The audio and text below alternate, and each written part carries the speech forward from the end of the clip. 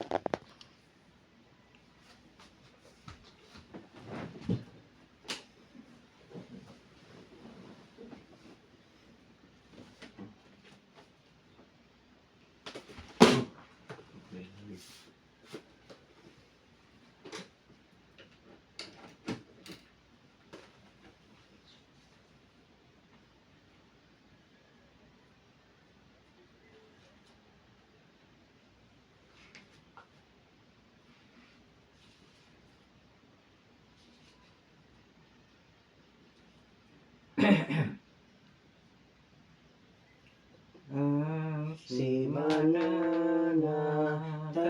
Dios na karon Sabadong balaang ikaw kalag magkalipay sa adlang ipapahulay o manhi ikaw Ginoo o panalangin ni ako sa pagsantos sa Sabado adlaw nga labing maayo kanunay tampalanon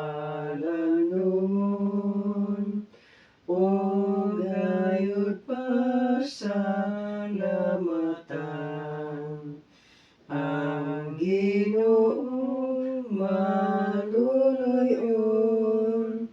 naghatag kapahulayan ang kalinaw nga langit nun nga mosapigan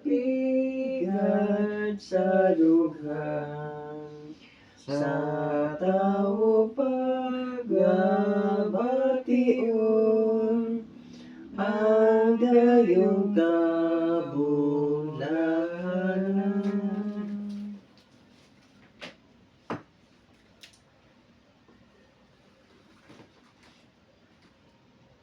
Ang basahon makita sa Isaias 40:5.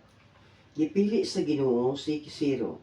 Mao kini ang giingon sa Ginoo kag Siro nga iyang pinili og iyang gipadala aron pagbuntog sa kanasuran ug pagpukan sa mga hari, pag-abli sa mga ganghaan ug dili na kini sirahan.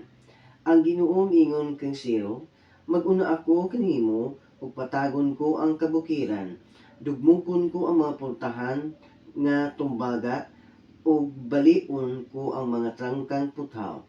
Ihatag ko kanimo ang mga bahanding gitaguan aron masahid ka nga ako ang Ginoo, ang Diyos sa Israel.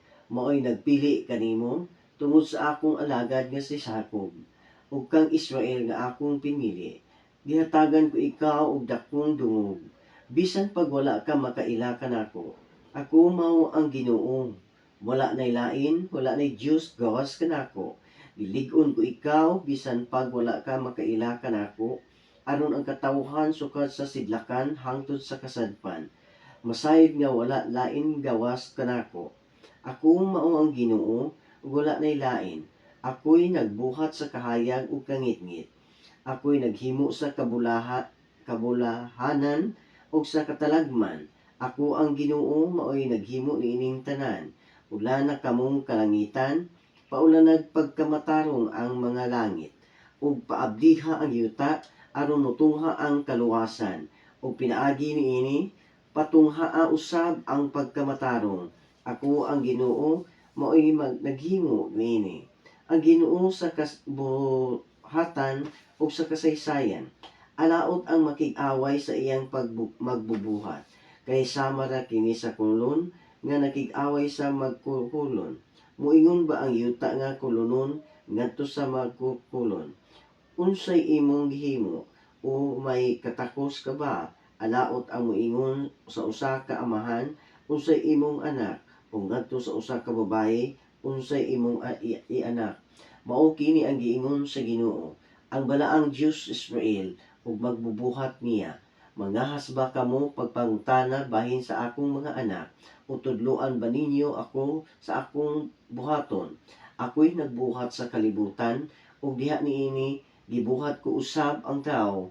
Ang akong kamot mao'y naghikyat sa kalangitan, ug ako'y nagbando sa kabituunan. Ako'y nag-agni kang Siro aron tumano niya ang akong mga tuyo sa pagkapahamtang sa hustisya. Patagon ko ang dalan nga iyang agian, tukuro niya pag-usab ang akong syudad, ang Jerusalem, ug buhian niya ang nabihag kong katawhan, buhaton niya kini dili tungod kay gisuhulan siya. Nag-ingon ang Ginoo nga labing gamhanan. Mao kini ang giingon sa Ginoo ngadto sa Israel. Maimo ang bahandi sa Ehipto o sa Ethiopia. Maulipon ang tag-as nga tawo sa sipa ug ang mga sibanon. Musunod sila kanimo, muana sila nga kinadinanhaan ug muyukbo kanimo ug moingon. Ang Dios nag-uban kanimo, gawas kaniya, wala nay laing Dios, ang Dios sa Israel nga maoy nagluwas sa iyang katawhan. Siya ang Dios nga nagtakuban, maulawan ang nabuhat og mga Diyos-Diyos. Apan giluwas sa Ginoo ang Israel sa walay katapusan nga kaluwasan, dili na maulawan hangtod sa kahangturan. Kay ang Ginoong Dios maoy nagbuhat sa kalangitan, giumol o gibuhat niya ang kalibutan. Siya nagpahimutang niini, wala niya kini himua nga kamingawan. Gihimo niya kini aron puy-an siya maoy nag-ingon. Ako mao ang Ginoo ug wala nay lain. Wala ako magsulti diha sa tago, diha sa mangit-ngit nga dapit. Wala ako moingon sa kaliwat ni Israel. Pangitaa ako diha sa kaguliyang. Ako ang Ginoo, nagsulti sa tinuod. Husto ang akong gipahayag. Ang Ginoo nakigbatok sa mga Diyos-Diyos. Ang Ginoo miingon, pagtigom kamo, kamong nahisalin sa kanasuran, wala nasayod sa ilang gibuhat ang nagdaladala sa ilang mga Diyos-Diyos nga kahoy ug nagpadayon pag-ampo sa usa ka Dios nga dili makaluwas. Ipahayag ug ipasaka ang inyong sumbong. Pasabot-sabuta sila. Kinsay nagtagna kini kaniadto, kinsay nagpahayag niini sa wala pa kini mahitabo. Dili ba ako man ang Ginoo, ang Dios nga nagluwas sa iyang katawhan, ug wala ni laing Dios gawas kadako. Damog kanako aron maluwas kamo, katawhan sa tibuok kalibutan. Kay ako mao ang Dios ug wala nay lain. Nanumpa ako sa akong kaugalingon, ug nagpagkanaog ako og matarong sugo nga dili ko na bakwion. Manluhod kanako ang tanan tuhod, ug manumpa ang tanang dila. Bahin kanako miingon sila, diha lamang sa Ginoo makaplagan ang kadaugan ug ang gahom. Apan ang tanan nga mga silag kaniya magantos sa kaulawan. Ako ang Ginoo maoy muluwas sa mga kaliwat ni Jacob ug magpadayeg sila kanako. Mao kini ang katapusan sa mga Diyos-Diyos sa Babylonia. Kaniadto gisimba si Bel ug si Nebo, apan karon gikarga na lamang sa mga asno, bugat nga palas-unon sa gikapoy nga mga mananap. Ang maong mga Diyos-Diyos wala makaluwas sa ilang kaugalingon. Nailog ug nabihag sila. Mao kini ang ilang katapusan.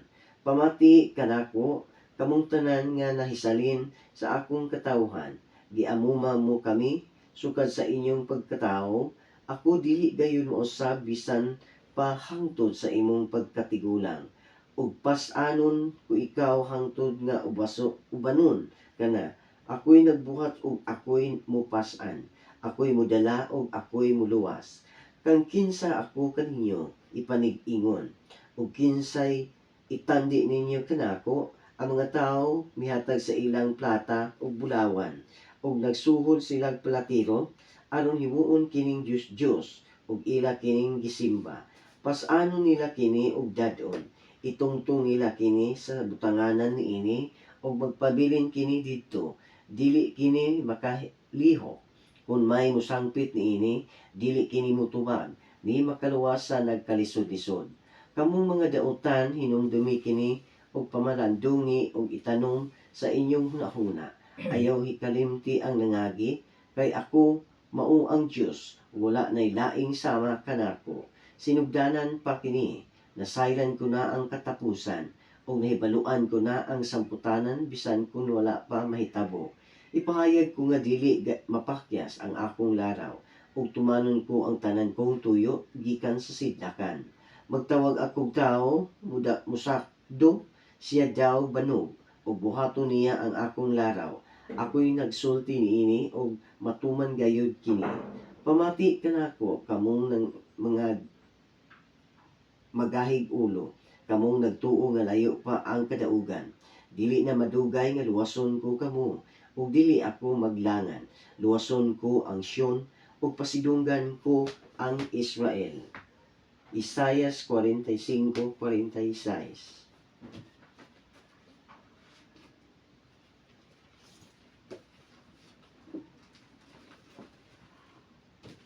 Adlaw ipapahulay, Manaanong Sabado, malipayo na kami sa pagsugat kanimo.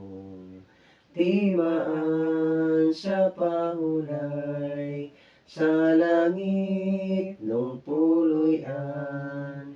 Timaan sa pahulay, sa langit nung puloy-an. Pasayloon mo, Diyos, ang mga sala namo. Hinloi kami gayon sa kadautan namo. Unya among santoson, ang balaan mong adlaw. Unya among santoson, ang balaan mong adlaw.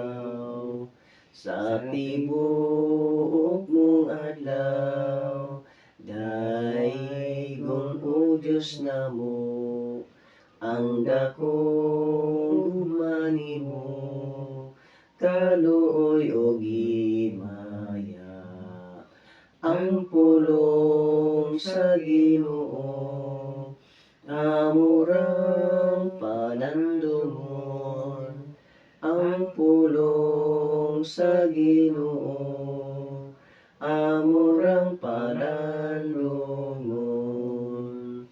Ang maayong balita sa imong ginharian, ibalita sa yuta sa tanang katawhan. Unya balikan kita sa Ginoo tang Hesus. Unya balikan kita sa Ginoo tang Hesus.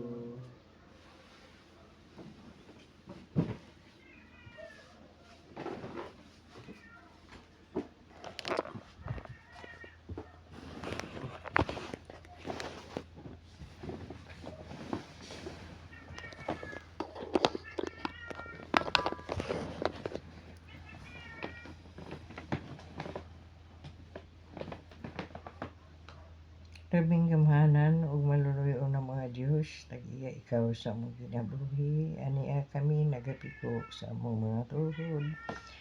Aron sa pagpasalamat kanimo sa imong paggamay kanamo sa paghatag bigayon.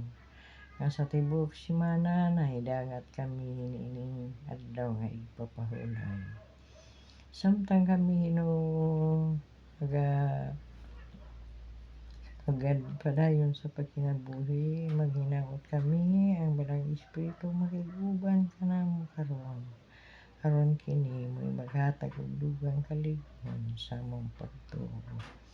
Panalangini kaming tanan, sulod mo panimalay, iway mo kami kanunay sa matang sa mga tentasyon, disgrasya. Liuna kami, bisan pa man sa daghang mga pagsulay sa mga kinabuhi, makabaro kami Ginoo maligon. Tabangi kami Ginoo, biyahe kami sa Espiritu sa kamatuoran. Kay wala kami mahimo sa mong kaugalingon, Amahan kung kami lang. Pusa akong gipangayo o ginatugyan kanimo king tanan.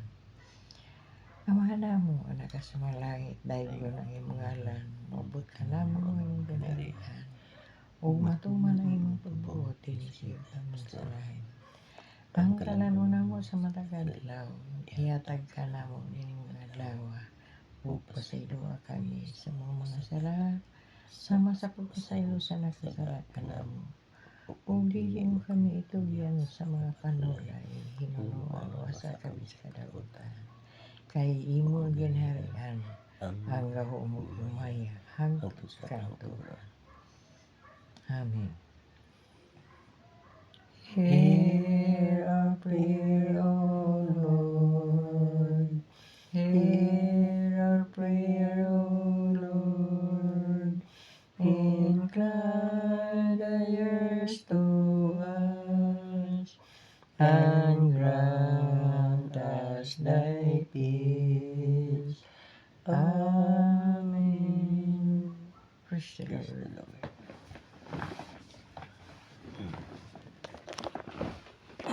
Tuloy ang laigap mo sa balkon nga uga na to. Kato din diyan ha. Katong Anak. nalay sa balkon ba? Napa masiguro tong kuan. Ako mabilon na rin. Kaya matong ka. Bigamot na kalingaw ko pamilya.